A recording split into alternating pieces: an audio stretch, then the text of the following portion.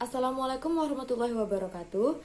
Halo semuanya, perkenalkan nama saya Intan Naswa Salsabila dengan NIM 2208 1020 1130 dari Prodi S1 Manajemen Fakultas Ekonomi dan Bisnis Universitas Jember. Pada kesempatan kali ini saya akan membahas materi tentang pasar uang. Pertama-tama, saya akan menjelaskan pengertian dari pasar uang. Pasar uang atau money market merupakan pasar yang menyediakan sarana pengalokasian dan pinjaman dana jangka pendek. Jangka waktu surat berharga yang diperjualbelikan biasanya kurang dari 1 tahun. Karena itulah pasar uang merupakan pasar likuiditas primer. Selanjutnya ada ciri-ciri dari pasar uang. Yang pertama yaitu menekankan pada pemenuhan dana jangka pendek. Yang kedua, mekanisme pasar uang ditekankan untuk mempertemukan pihak yang mempunyai kelebihan dana dan pihak yang membutuhkan dana atau pihak yang kekurangan dana. Lalu yang ketiga adalah tidak terikat pada tempat tertentu seperti halnya pasar modal. Nah, selanjutnya ada beberapa tujuan pasar uang, antara lain yaitu yang pertama, sebagai salah satu sumber pembiayaan modal kerja dan investasi jangka pendek bagi perusahaan untuk melakukan ekspansi usaha.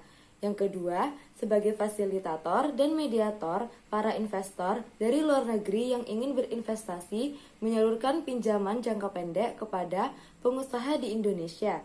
Lalu yang ketiga, sebagai mediator dan himpunan dana masyarakat dalam bentuk transaksi perdagangan surat-surat berharga berjangka pendek. Dan yang keempat, berfungsi menawarkan kepada masyarakat untuk ikut andil dalam pembelian sertifikat Bank Indonesia atau BI serta surat berharga pasar uang. Adapun fungsi dari pasar uang diantaranya yaitu yang pertama untuk mempermudah masyarakat dalam memperoleh dana jangka pendek untuk pembiayaan modal kerja atau keperluan jangka pendek yang lainnya. Yang kedua, memberikan kesempatan masyarakat berpartisipasi dalam pembangunan dengan memberi sertifikat Bank Indonesia dan surat berharga pasar uang. Lalu yang ketiga, dapat menunjang program pemerataan pendapatan bagi masyarakat. Fungsi pasar uang yang selanjutnya yaitu sebagai perantara dalam perdagangan surat-surat berharga berjangka pendek. Lalu sebagai penghimpun dana berupa surat-surat berharga jangka pendek. Selanjutnya lagi yaitu sebagai sumber pembiayaan bagi perusahaan untuk melakukan investasi. Dan yang terakhir itu adalah sebagai perantara bagi investor luar negeri dalam menyalurkan kredit jangka pendek kepada perusahaan yang ada di Indonesia. Jenis-jenis resiko investasi di pasar uang. Resiko ini yang mungkin akan dihadapi oleh investor dalam kegiatan investasi di pasar keuangan, yaitu yang pertama, resiko pasar, yaitu resiko yang berkaitan dengan turunnya harga surat berharga dan tingkat bunga naik yang mengakibatkan investor mengalami capital loss. Yang kedua, resiko reinvestment, yaitu resiko terhadap penghasilan suatu aset finansial yang harus direinvest dalam aset yang berpendapatan rendah, atau dapat dikatakan bahwa resiko reinvestment adalah resiko yang memaksa investor menempatkan pendapatan yang diperoleh dari bunga kredit atau surat-surat berharga ke investasi yang berpendapatan rendah akibat turunnya tingkat bunga. Yang ketiga ada resiko gagal bayar. Resiko ini terjadi akibat tidak mampunya peminjam memenuhi kewajibannya sesuai dengan yang diperjanjikan. Lalu yang keempat ada resiko inflasi, yaitu pemberian pinjaman menghadapi kemungkinan naiknya harga-harga barang dan jasa-jasa yang akan menurunkan daya beli atas pendapatan yang diterimanya. Dan yang kelima ada resiko valuta. Investor internasional dihadapkan pada resiko mata uang, yaitu kerugian yang terjadi akibat adanya perubahan yang tidak menguntungkan terhadap kurs mata uang asing.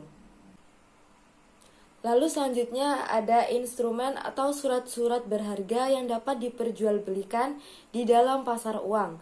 yaitu yang pertama ada sertifikat Bank Indonesia atau SBI, yaitu instrumen utang yang diterbitkan oleh pemerintah atau bank sentral atas unjuk dengan jumlah tertentu yang akan dibayarkan kepada pemegang pada tanggal yang telah ditetapkan.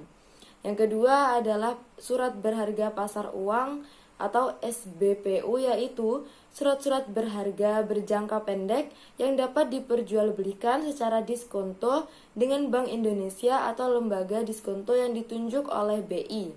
Yang ketiga yaitu sertifikat deposito. Sertifikat deposito sendiri yaitu instrumen keuangan yang diterbitkan oleh suatu bank atas unjuk dan dinyatakan dalam suatu jumlah, jangka waktu, dan tingkat bunga tertentu. Sertifikat deposito adalah deposito berjangka yang bukti simpanannya dapat diperdagangkan. Yang keempat ada commercial paper, yaitu promes yang tidak disertai dengan jaminan yang diterbitkan oleh perusahaan untuk memperoleh dana jangka pendek dan dijual kepada investor dalam pasar uang.